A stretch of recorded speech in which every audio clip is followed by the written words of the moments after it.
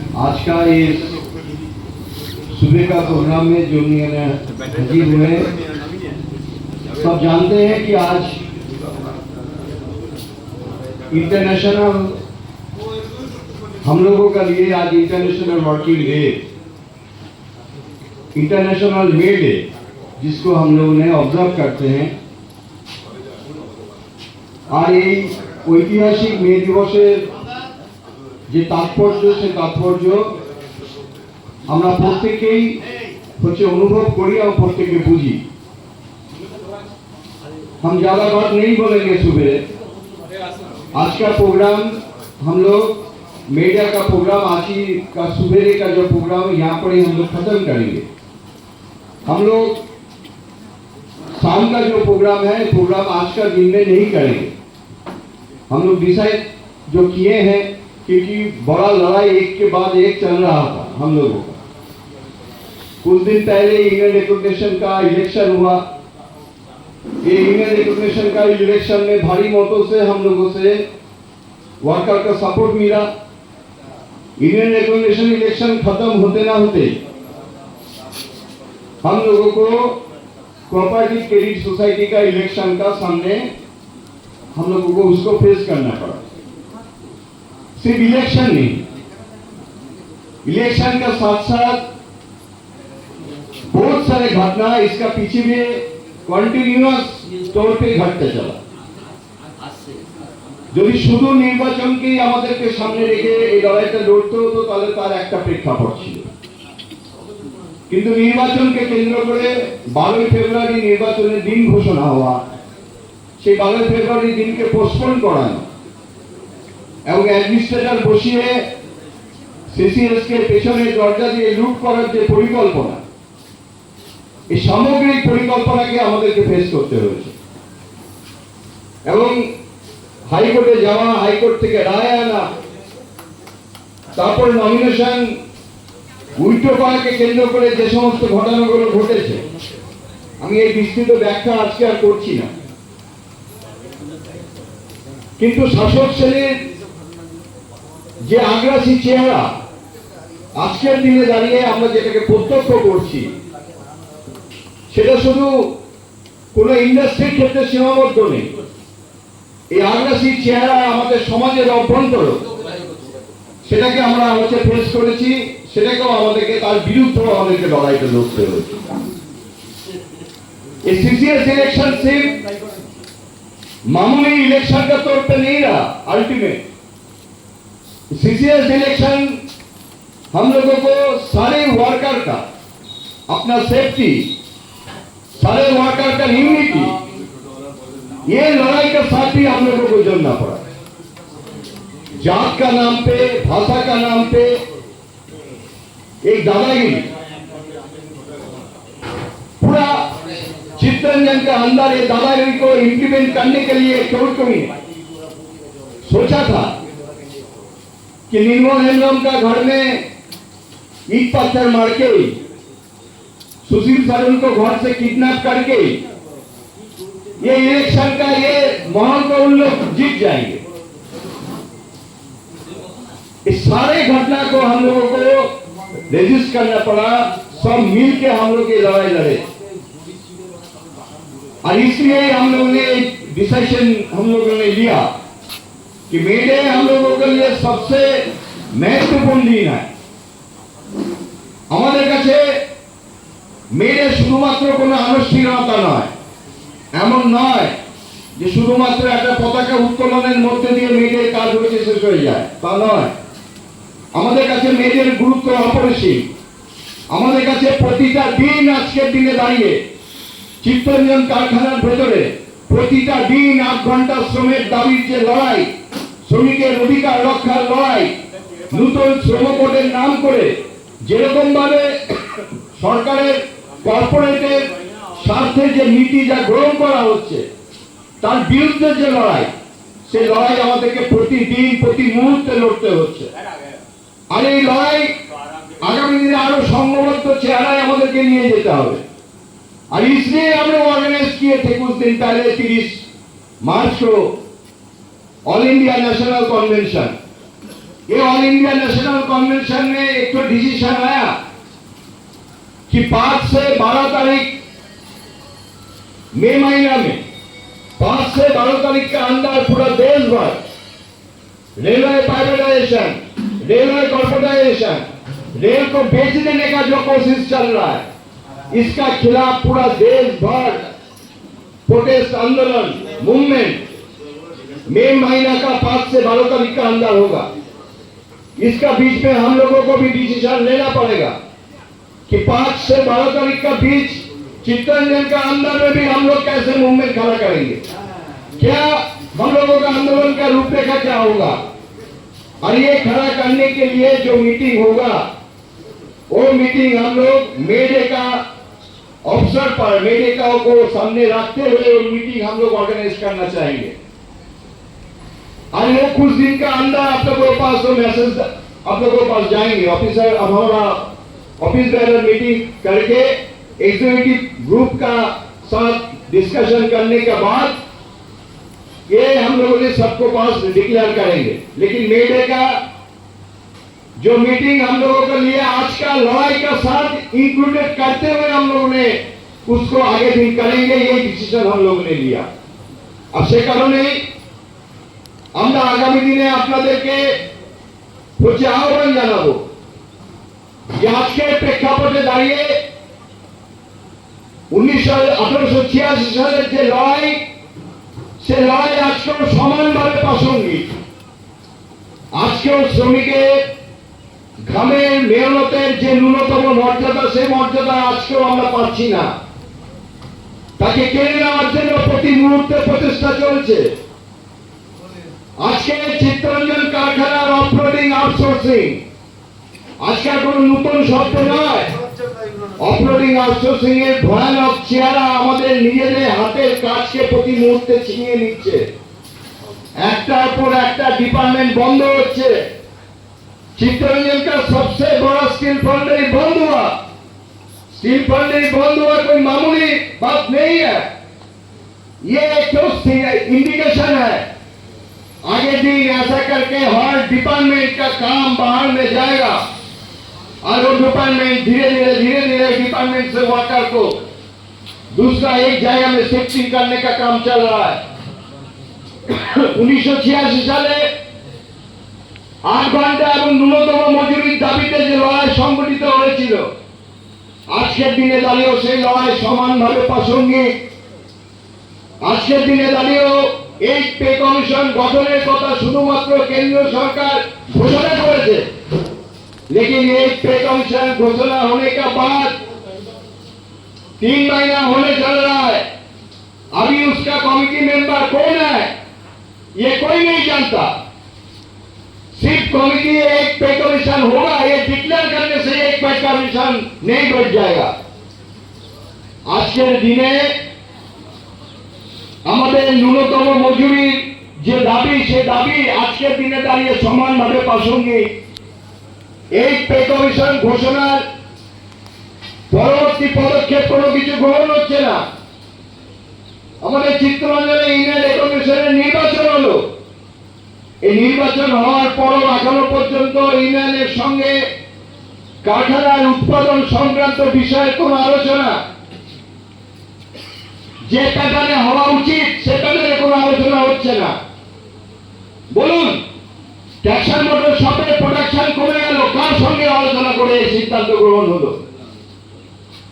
ট্যাক্সন motor का production आज बोल रहा है कि 1600 होगा कि 1200 होगा कि 1000 होगा, कौन डिसीजन कर रहा है? प्रोडक्शन घट रहा है, प्रोडक्शन घटने का साथ साथ इन लोगों का पॉलिसी तैयार है, टैक्सर मोटर से आदमी को दूसरा शॉप में ट्रांसफर कर दो। क्यों? टैक्सर मोटर के हम लोग बना नहीं सक रहा है, टैक्सर मोटर का इंडियन लोगों में नहीं लग रहा है, तो क्यों ट्रांसफर का बात हो रहा है आदमी वहां से? अब सेम चीज हो रहा है एचएमएस में, वहां का स्टेटर का जो टारगेट है, स्टेटर का टारगेट घट रहा है। जो हम लोग बना सकता है वहां पर हमारा मशीनरी है, लेकिन वो काम बाहर में आउटसोर्स करने के लिए इन लोगों ने प्लानिंग बना लिया। আমরা বলছি পুঁজিবাদের আজকে তার চরিত্রের হচ্ছে বদল ঘটছে। পুঁজিবাদ আজকে তার একটা নির্দিষ্ট জায়গার মধ্যে সীমাবদ্ধ নেই। পুঁজিবাদ আজকে শুধুমাত্র গুটিগত হচ্ছে পুঁজিপতিদের স্বার্থকে সুরক্ষিত করছে না, আজকে আন্তর্জাতিক পুঁজিবাদের চেহারা আরো ভয়ানক, আরো আগ্রাসী, আরো মর্মান্তিক। আজকে কোন শ্রমিকের ন্যূনতম যে সুরক্ষার প্রশ্নে রাষ্ট্রের যে চেহারা ছিল আমাদের এতদিন ধরে, যে ওয়েলফেয়ার স্টেট, রাষ্ট্রের কাঠামোর মূল জায়গা ছিল যে তারা ওয়েলফেয়ারের ভাবনা সমাজ গড়ার ক্ষেত্রে ভাববে, আজকে সেই ভাবনা থেকে তারা দূরে সরে যাচ্ছে। আজকে হসপিটাল পরিষেবা আজকে এটা ব্যবসায়িক ভাবনাতে রূপান্তরিত হচ্ছে। আজকে স্কুল, এটা সন্ধ্যা, এটা আস্তে আস্তে পুরোটা ট্রান্সফার হয়ে যাচ্ছে ব্যবসায়িক ভাবনাতে। আজকে এই কনসেপশন আমাদের মধ্যে গ্রো আপ করা হচ্ছে যে এগুলো যদি তোমাকে নিতে হয় তাহলে তার বিনিময়ে তোমাকে অর্থ ব্যয় করতে হবে। তাহলে রাষ্ট্রের দায়িত্ব কি? শ্রম দেবো আমরা, উৎপাদন করবো আমরা, সেই উৎপাদনের মালিকানা থাকবে ব্যক্তি মালিকানার উপরে। কেন কেন সেটা রাষ্ট্রের দায়িত্ব হবে না? উৎপাদনের মালিকানা কয়েকজন আদানি আম্বানি এদের হাতে শুধু নিয়ন্ত্রণ থাকবে। কেন? দেশের উৎপাদন, সে কৃষিরা বলুন, সে আমরা কলকারখানায় আমরা যারা শ্রমিক, আমাদের উৎপাদনের মেহনতের ঘামের যে ন্যূনতম মুনাফার যেটুকু ভাগ আমরা পেতাম তার কোনো ইতিহাস আর হচ্ছে দাঁড়াচ্ছে না। ধীরে ধীরে সমস্ত কিছু লুট হয়ে যাচ্ছে। 777 লোকোমোটিভ এই বছরের উৎপাদনের লক্ষ্যমাত্রা ঘোষণা করা হয়েছে। इस साल का टारगेट 777, लेकिन एक भी ये डिक्लेयर नहीं हो रहा है 777 लोकोमोटिव बनाने के लिए सीएलडब्ल्यू का मैन पावर कितना इंडक्शन होगा, ये आवाज नहीं उठ रहा है। लोकोमोटिव बनेगा 777, मैन पावर आएगा 400 लोकोमोटिव बनाने का मैन पावर। तो 400 लोकोमोटिव बनाने का मैन पावर से 777 लोकोमोटिव बनाने का टारगेट डिक्लेयर हुआ। इसका मतलब क्या है? इसका मतलब है पहले से ठीक किया गया है कि किसको किसको प्रोडक्शन का भाग किसका किसका भाग में जाएगा। আগে আমরা দেখতাম আমাদেরকে বলা হতো যে তোমাদের কত উৎপাদন করতে পারছো, বাকি কাজটা আমরা আপলোড করব। এখন বছরের আগে শুরুতে, বছরের শেষে, এক বছরের শেষ আর এক বছরের শুরুতে কর্পোরেটের মালিকদেরকে ডেকে জিজ্ঞাসা করা হয় যে তোমার গোডাউনে কত মাল আছে, সে মাল দিয়ে তুমি আগামী বছরে কত উৎপাদন দিতে পারবে। তাদের ঠিক করে দেওয়া উৎপাদন লক্ষ্যমাত্রার উপর নির্ভর করে আজকে আমাদের উৎপাদন লক্ষ্যমাত্রা ঠিক হচ্ছে। प्रोडक्शन चरित्र पुरोपुरी बदले जाच्छे। जो काम हम करते थे आज वही काम प्राइवेट कंपनी से हायर एंड फायर का नीति का आधार पर लिया जा रहा है। आज सिर्फ सामान बाहर से नहीं आ रहा है, आज बाहर से लिविंग हमारा जो वर्कर, वो भी लिविंग वर्कर জ্যান্ত শ্রম আজ বাইরে থেকে হচ্ছে, নিয়ে আসা হচ্ছে। সে কারখানায় লেগে কাজ বলুন, কারখানার ইকুইপমেন্ট মাউন্টিং এর কাজ বলুন, যা খবর পেলাম ভয়ানক একটা সিদ্ধান্ত এরা গ্রহণ করতে চলেছে। আগামী দিনে টেস্টিং এর কাজের একটা বড় টেন্ডার এরা ওপেন করতে চলেছে। অর্থাৎ ট্রাকশন মোটর বন্ধ করেছে, লোককে ম্যান পাওয়ারকে এই টেস্টিং সেল এবং অন্যান্য জায়গায় কাজে লাগানোর কথা যেটা বলছে আসলে সেটা ভুল। এই কাজ অফলোড করে দিয়ে প্রাইভেট কোনো না কোনো কোম্পানির হাতে তুলে দেওয়ার জন্য তারও পরিকল্পনা চলছে। এই ভয়ানক যে পরিকল্পনা, এই পরিকল্পনা শুধুমাত্র এটা ভাবতেন না যে শুধুমাত্র কোনো একটা রাষ্ট্রের মধ্যে সীমাবদ্ধ।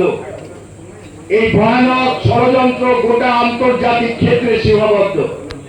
আজকে আদানি আম্বানিদের পুঁজি শুধুমাত্র আমাদের দেশের মাটিতে খাটে না, আজকে আদানি আম্বানিদের পুঁজি আন্তর্জাতিক ক্ষেত্রেও খাটে। এবং আন্তর্জাতিক ক্ষেত্রে খাটে বলেই বাংলাদেশের অভ্যুত্থান ঘটনা হয়।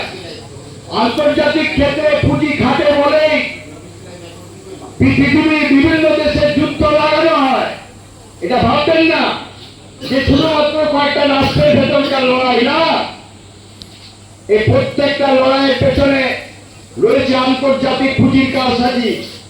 বাংলাদেশের এই অভ্যুত্থান ঘটানোর পেছনে সবচেয়ে বড় কারণ তো আমাদের দেশের পুঁজিপতিদের অর্থ। তাদের অর্থের বিপক্ষে দাঁড়িয়ে একটা সংঘর্ষের মহল তৈরি হচ্ছিল। সেই সংঘর্ষের মহলকে পুরো নস্যাৎ করতে আম্বানিদের বিমানবন্দর বাংলাদেশের জুড়ে, চট্টগ্রাম জুড়ে আম্বানি এবং আদানিদের বিমানবন্দর গড়ে তুলতে হবে। সে কারণে এই দাঙ্গা হাঙ্গামার পরিবেশ তৈরি করা হলো। ভারতবর্ষে একই কায়দায় মণিপুরে আগুন লাগানো হয়েছে। ভাববেন না মণিপুরে জাতি দাঙ্গা হচ্ছে না, কোন জাতি দাঙ্গার প্রশ্ন নেই মণিপুরে। মণিপুরে আসলে আন্তর্জাতিক চক্রের একটা বিরাট বড় ষড়যন্ত্র চলছে গোটা মণিপুর জুড়ে। মণিপুরের পাহাড় আগামী দিনে এই আদানি আম্বানির হাতে জলের দরে তুলে দিতে চলেছে। মণিপুরের খনিজ সম্পদ, মণিপুরের মাধ্যম দিয়ে সমস্ত মালপত্রের হচ্ছে চালান, এটাকে সুনিশ্চিত করবার জন্য আন্তর্জাতিক পুঁজিপতিরা আজকে এক জায়গায় জড়ো হয়েছে। এবং ভারতের সাথে পাকিস্তানের আজকে এই যুদ্ধের যে খেলা, জেনে রাখুন, এই যুদ্ধ খেলা ঘটানোর পেছনেও অত্যন্ত নোংরা ভিন্ন রাজনীতি আমাদের মধ্যে নামিয়ে আনা হচ্ছে। আর এই ভিন্ন রাজনীতির বিপক্ষে যদি লড়াই সংগঠিত করতে হয়, তাহলে জাতিবাদে উঠতে ওঠে মানবতার পক্ষে, মানুষের পক্ষে, খেটে খাওয়া মানুষ, তার পক্ষে লড়াইকে আমাদেরকে সংগঠিত করতে হবে। 2026 সালের নির্বাচনকে সামনে রেখে পশ্চিমবাংলায় ইতিমধ্যে আরম্ভ হয়ে গেছে। দেখুন, হিন্দুদের নিয়ে নাকি দীঘায় সরকারি টাকায় হচ্ছে মন্দির তৈরি হচ্ছে। কার স্বার্থকে সুরক্ষিত করতে? দীঘার মন্দির তৈরি হলে কটা বেকার ছেলের কাজ হবে? কার ঘরে ছেলে মেয়েদের কাজের সংস্থান তৈরি হবে? রাজ্যের মুখ্যমন্ত্রী দীঘার মন্দিরের ফিতা কাটছে যখন রাজ্যের প্রধান বিরোধী দলনেতা কাঁথিতে দাঁড়িয়ে হিন্দুদের জমায়েত করে হিন্দু সভার আয়োজন করছে কিসের লক্ষ্যে? সাম্প্রদায়িক দাঙ্গা বাঁধানোর একটা পরিবেশ, একটা পরিস্থিতি তৈরি হচ্ছে জাতের নামে, ধর্মের নামে। আসল সমস্যা চাকরি চুরির হাত থেকে জনগণের দৃষ্টিকে সরিয়ে দেওয়া। আসল সমস্যা বেকারির যে ভয়ানক ক্রাইসিসের মধ্যে গোটা রাজ্য, গোটা দেশ দাঁড়িয়ে আছে, তার থেকে মানুষের দৃষ্টিকে সরিয়ে দেওয়া। তাহলে আগামী দিনে সিএলডব্লিউর মতো কারখানা বেঁচে থাকবে কি থাকবে না? রাজ্যের নীতিতে এটা অত্যন্ত গুরুত্বপূর্ণ প্রশ্ন হবে কি হবে না, এই কথা আমাদেরকে আগামী দিনে মানুষের কাছে তুলে ধরতে হবে। ইউনিয়ন স্বীকৃতি নির্বাচনের মধ্যে আমাদের অনেকের মধ্যে প্রশ্ন হতে পারে যে আমরা 1 নম্বর ইউনিয়ন, আমাদের 1 নম্বর ইউনিয়ন হওয়ার পরেও আমার কাজের অধিকার চলে যাচ্ছে কেন? আমি 1 নম্বর ইউনিয়ন হওয়ার পরেও বিভিন্ন প্রশাসনিক সিদ্ধান্তের ভেতরে আমি হস্তক্ষেপ করতে পারছি না কেন? এটা মাথায় রাখবেন। এখানকার প্রশাসনের সর্বোচ্চ আধিকারিক পর্যন্ত বলছেন যে এই কারখানা পরিচালিত হচ্ছে রেল বোর্ডের নিয়ন্ত্রণে। আর রেল বোর্ডে ন্যাশনাল মনিটাইজেশন পাইপলাইনের পর রেলওয়ে অ্যামেন্ডমেন্ট যে বিল এনেছে, আমি বলবো কংগ্রেসদের একটু দয়া করে রেলওয়ে অ্যামেন্ডমেন্ট বিলটা একটু ইন্টারনেটে সার্চ করে পড়বেন। রেলওয়ে অ্যামেন্ডমেন্ট বিল যেটা নিঃশর্তে পার্লামেন্টে পাস হয়েছে, তাতে ভয়ানক কথা বলা আছে যে রেল বোর্ড কোন সিদ্ধান্ত গ্রহণ করতে পারবে না রেল মন্ত্রিসভা যদি সেই সংক্রান্ত বিষয়ে গ্রিন সিগন্যাল না দেয়। অর্থাৎ আগামী দিনে রেল পরিচালনা করবার জন্য রেলওয়ে অ্যামেন্ডমেন্ট বিল পাস হওয়ার পর থেকে রেল বোর্ডের আর কোনো জায়গা নেই, কোন সিদ্ধান্ত গ্রহণের জায়গা নেই। সমস্ত সিদ্ধান্ত কুক্ষিগত হচ্ছে ভারতবর্ষের এক নায়কতন্ত্র প্রতিষ্ঠার যারা হচ্ছে স্বপ্ন দেখছেন সেই মন্ত্রিসভার হাতে, সেই মন্ত্রিত্বের হাতে, দেশের প্রধানমন্ত্রীর হাতে প্র্যাকটিক্যালি গোটা দেশের ক্ষমতাকে নিয়ে গিয়ে একটা জায়গায় কনসেন্ট্রেট করার প্রচেষ্টা চলছে। তাহলে রেলওয়ে অ্যামেন্ডমেন্ট বিল পাস হবে আর এখানকার কর্পোরেট নীতি এখানে লাগু হবে না, এই যদি ভাবনা ভাবেন তাহলে আমরা হচ্ছে অনেক দূরের স্বপ্ন দেখছি। তাহলে আজকের লড়াইটা রেলওয়ে আমাদের ইউনিয়ন কমিশন নির্বাচনের লড়াই, কারখানার পলিসি মেকিং এর জায়গা লড়াইতে রূপান্তরিত করতে গেলে সরকারের নীতি বদলের লড়াইতে আমাদেরকে নিয়ে গিয়ে সেটাকে হাজির করতে হবে। যদি সরকারকে বদল ঘটানো না যায়, যদি সরকারের নীতি বদলের জায়গাতে যদি আমরা হাজির করতে না পারি, তাহলে আজকে ক্রাইসিসের যথার্থভাবে মোকাবিলা করার শক্তি আমরা অর্জন করতে পারবো না।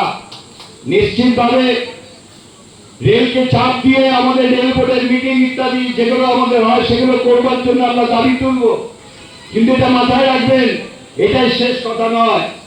সুতরাং আগামী দিনে এই লড়াইকে একক সিএলডব্লিউ এই লড়াইতে লড়াই করে জিততে পারবে না যদি ভারতীয় রেলকে এক জায়গায় দাঁড় করানো না যায়।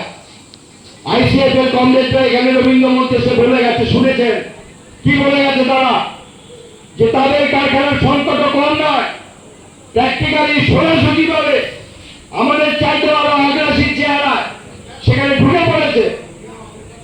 বিভিন্ন মেধা সহ বিভিন্ন আন্তর্জাতিক যে সমস্ত হচ্ছে ইঞ্জিন যারা বগি তৈরি করে সে সমস্ত কোম্পানিগুলো, আজকে যদি আইসিএফ কে আমাদের লড়াইতে পাশে যুক্ত করা না যায়, যদি ডিএলডব্লিউ কে আমাদের লড়াইয়ের পাশে যুক্ত করা না যায়, যদি ওপেন রেল কে আমাদের লড়াইয়ের পাশে যুক্ত করা না যায়, যদি শ্রমিক খেটে যাওয়া মেহনতি মানুষের ঐক্য যদি গড়ে তোলা না যায়, যারা অনগানাইজ সেক্টরে কর্মী চিত্তরঞ্জনে যারা যুক্ত হচ্ছে, আমাদের এখানে আরসিইউ আছে, বিভিন্ন জায়গায় বিভিন্ন নামে আছে, তাহলে এই শক্তিকে যদি এক জায়গায় জড়ো করে না যায়, তাহলে কি এই ভয়ঙ্কর আক্রমণের মোকাবিলার মুখোমুখি দাঁড়িয়ে লড়াইয়ের জায়গা আমরা প্রস্তুত হতে পারবো না।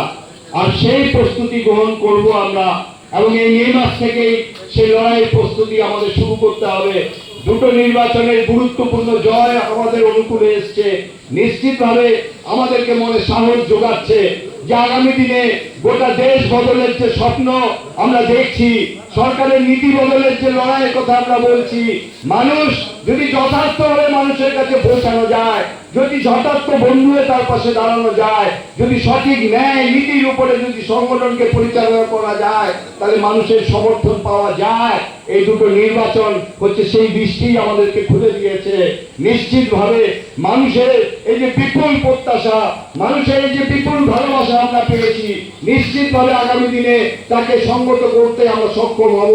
আন্তর্জাতিক মে দিবস আমাদের এই শিক্ষাই দিয়েছে যে শুধুমাত্র একটা ছোট জায়গায় নয়, গোটা পৃথিবী জুড়ে শ্রমিক খেটে খাওয়া মেহনতি মানুষের লোককে যারা সেদিনকে শহীদ হয়েছিলেন, তাদের শহীদ হওয়ার কাজ কোনদিন শেষ হতে পারে না, তাদের শহীদ হওয়া কোনদিন ব্যর্থ হতে পারে না। আগামী দিনে নিশ্চিতভাবে আজকের শ্রমিক আন্দোলন তাদেরকে যথাযথ মর্যাদার সঙ্গে স্মরণ করবে এবং তাদের দেখানো আদর্শের পথ অনুযায়ী বর্তমান সময়ে যে সংকট, সে সংকটকে মোকাবিলা করবার মতো শক্তি আমরা অর্জন করতে পারবো, এই আশা ভরসা নিয়ে যারা এখানে উপস্থিত হয়েছেন তাদের সকলকে সংগ্রামী অভিনন্দন জানাই। এবং আন্তর্জাতিক ক্ষেত্রে আমাদের এই সিএলডব্লিউ কারখানা সহ আমাদের দেশের ক্ষেত্রেও একটা বৃহত্তর ঐক্য গড়ে তোলার যে প্রচেষ্টা আমরা শুরু করেছি, সেই প্রচেষ্টার আগামী দিনে আপনাদের আরো সক্রিয় অংশগ্রহণ থাকবে, এই আশা ভরসা রেখে সকলকে সংগ্রামী অভিনন্দন জানিয়ে আজকের মে দিবসে যারা শহীদ হচ্ছেন তাদের সকলের প্রতি আমাদের গভীর ইউনিয়নের পক্ষ থেকে গভীর শ্রদ্ধা জানিয়ে আমি আমার কথা বলা শেষ করছি। ইনকলাব জিন্দাবাদ, খেটে খাওয়া মেহনতি মানুষের ঐক্য জিন্দাবাদ, আন্তর্জাতিক মে দিবস জিন্দাবাদ।